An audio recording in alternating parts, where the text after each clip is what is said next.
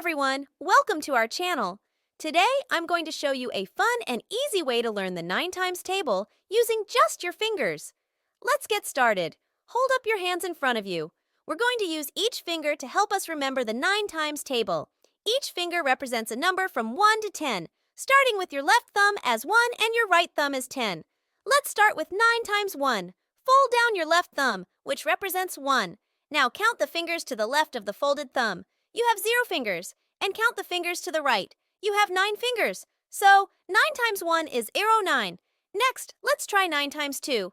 Fold down your left index finger, which represents 2. Count the fingers to the left. You have 1 finger. And count the fingers to the right. You have 8 fingers. So 9 times 2 is 18. Now, let's do 9 times 3.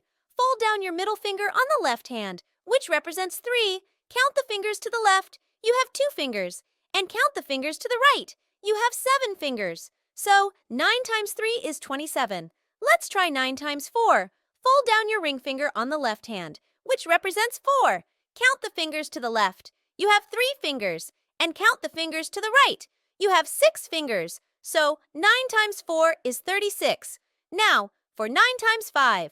Fold down your left pinky finger, which represents 5. Count the fingers to the left. You have 4 fingers. And count the fingers to the right. You have 5 fingers. So 9 times 5 is 45.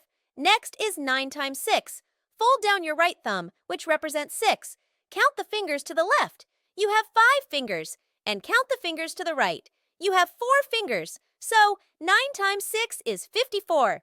Now let's do 9 times 7. Fold down your right index finger, which represents 7. Count the fingers to the left. You have 6 fingers. And count the fingers to the right.